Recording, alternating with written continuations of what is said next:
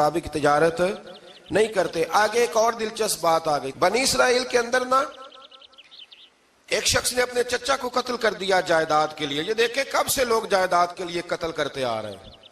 چچا کو قتل کر دیا، اور قتل کر کے حضرت موسیٰ علیہ السلام کے پاس آئے کہ میرے چچا کو کسی نے قتل کر دیا ہے، تو بتائیں کیا کرنا ہے؟ تو آپ نے فرمایا کہ گائے ذبح کرو اور اس کا ایک ٹکڑا مقتول کو مارو، مرنے والے کو، وہ خود اٹھ کے بتا دے گا مجھے کس نے قتل کیا ہے۔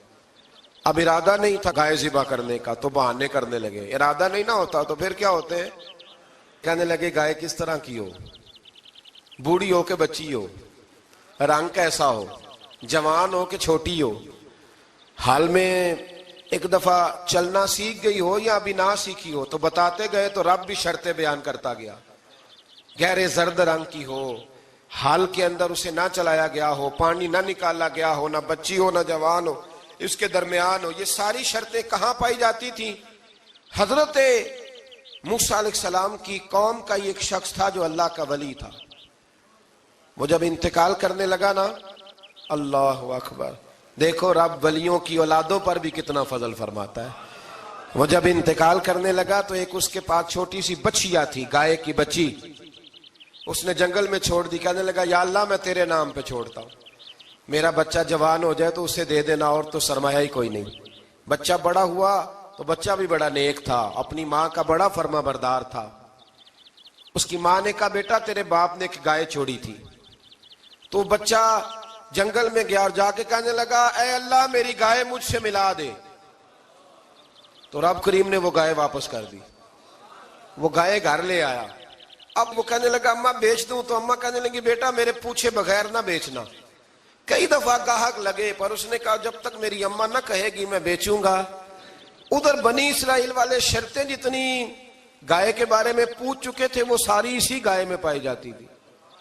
تو یہ ڈھونڈتے ڈھونڈتے وہاں پہنچ گئے تو کہنے لگے گائے چاہیے۔ تو اس نے کہا بھی تمہاری مرضی سے نہیں، قیمت میری مرضی کی۔ ایک مفسر نے تو یہاں تک لکھا ہے کہ اس نے کہا گائے ذبح کر کے نا تو جتنا گائے کے اندر گوشت ہوگا نا اتنا ہی کھال کے اندر تم مجھے مال بھر کے دو گے، اتنے ہی سکے بھر کے دو گے، اتنی اشرفیاں بھر کے دو گے تو پھر تمہیں گائے دوں گا۔ تو پھر یہ گائے انہیں ملی اور یہ گائے لے کر کے آئے۔ زیادہ سوالات نہ کرتے تو زیادہ الجھتے نہ۔ ہم بھی دین کے معاملے میں بڑے سوال جواب کرتے ہیں، اتنا سوال کریں جتنی اس کی ضرورت ہے۔ ان لوگوں نے سوالات زیادہ کیے تو پھر الجھ زیادہ گئے۔ تو میرے بھائی اس کا ذکر بھی اللہ تبارک و تعالیٰ نے پہلے پارے کے اندر بیان فرمایا۔ پھر اللہ کریم نے فرمایا کہ کچھ ایسے لوگ بھی ہیں یہودیوں میں سے جن کا دعویٰ ہو گیا ہے کہ ہم اللہ کے بڑے پیارے ہیں۔ فرمایا یہ صرف ان کے منہ کی باتیں ہیں، یہ تو قیامت میں پتہ چلے گا نا کہ اللہ کا پیار کس کے ساتھ زیادہ ہے۔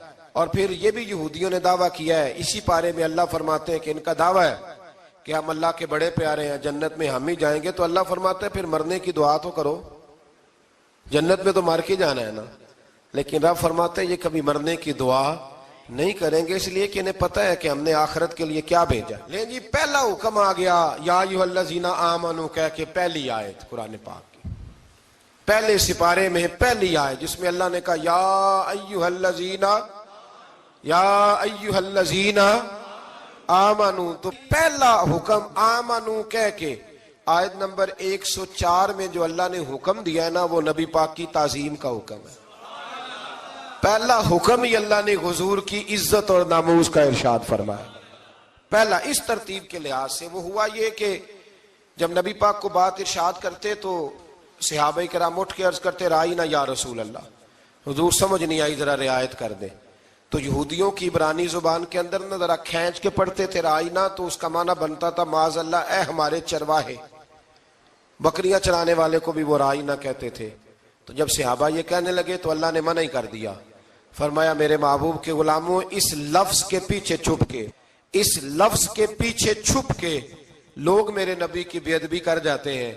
تو جس لفظ کا کوئی ایک معنی بے ادبی والا بنتا ہو وہ لفظ بھی میرے نبی کے لیے نہ کہو، لفظ وہ والے کہو جس میں کوئی بے ادبی کا معنی نکلے نہ۔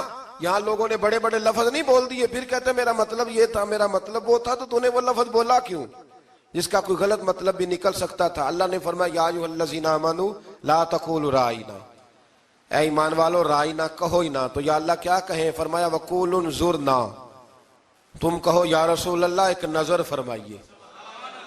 انداز دیکھیے، انظرنا ایک نظر۔ تو ہمارے بزرگ تو پہلے ہی بڑے پیار والوں نے کہہ دیا یا رسول اللہ انظر حالنا۔ کہتے کہاں سے لاتے ہو جملے؟ میں نے کہا اللہ کی کتاب سے۔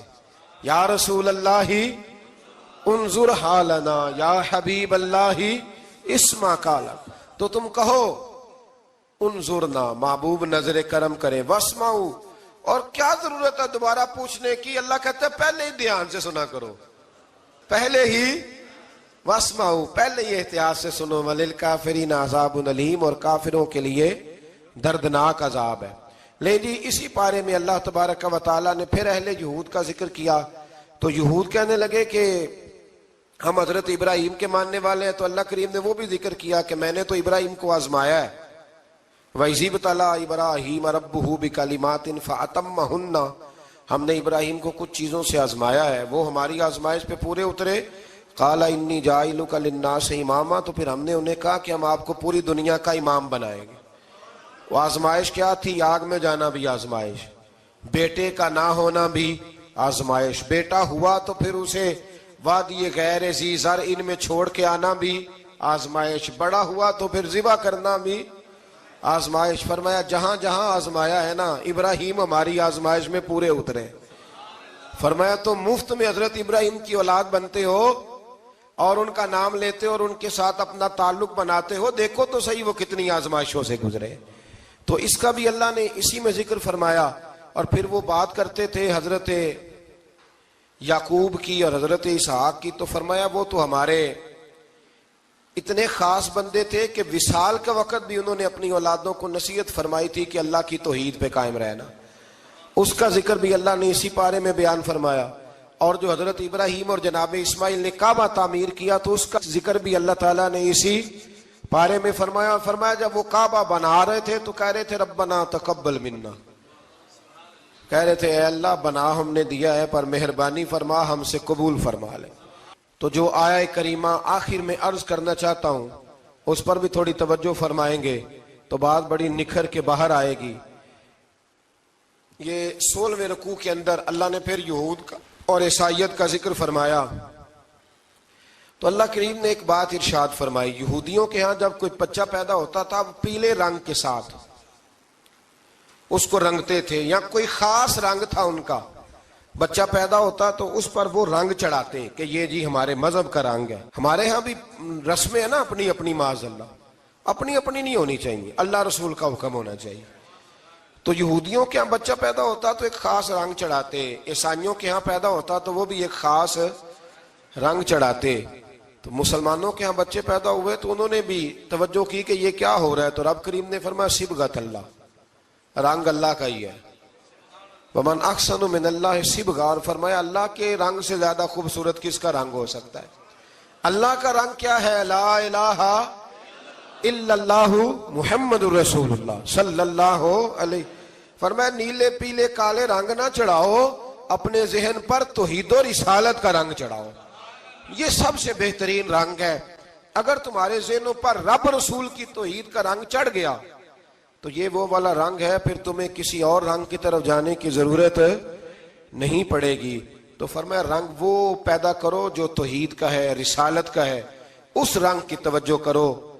قرآن مجید کے اس پارے میں اللہ کریم نے مختلف باتیں بیان کر کے آخری رکوع میں یہ جو رنگ کا ذکر فرمایا نا، تو یہ لگتا ہے پورے پارے کا خلاصہ ہے کہ رب کریم نے فرمایا اصل بات یہ ہے کہ تمہاری سوچوں پہ رب رسول کی توحید و رسالت کا رنگ ہونا چاہیے۔ ہر وقت بچہ پیدا ہو، کوئی دنیا سے جائے تو رنگ کس کا ہونا چاہیے؟ اللہ رسول کے دین کا۔ اللہ تعالی ہمیں سمجھنے کی توفیق عطا فرمائے۔ آخر دعوانا ان الحمدللہ۔ صلی اللہ علی محمد۔ چنگا لگدا ہے علی والا، سونا لگدا ہے علی والا، سونا لگدا ہے علی والا، ਚੰਗਾ ਲੱਗਦਾ ਏ ਅਲੀ ਵਾਲਾ, ਅਲੀ ਵਾਲਾ ਵਾਲਾ ਅਲੀ ਵਾਲਾ, ਚੰਗਾ ਲੱਗਦਾ ਏ ਅਲੀ ਵਾਲਾ, ਸੋਹਣਾ ਲੱਗਦਾ ਏ ਅਲੀ ਵਾਲਾ। ਕਿਸੇ ਵੀ ਮੈਦਾਨ 'ਚ ਕਿਸੇ ਵੀ ਮੈਦਾਨ 'ਚ ਸੁਣ ਲੈ ਸੁਣ ਲੈ ਸੁਣ ਲੈ, ਨਹੀਂ ਭੱਜਦਾ ਅਲੀ ਵਾਲਾ, ਨਹੀਂ ਭੱਜਦਾ ਅਲੀ ਵਾਲਾ। صلى الله على محمد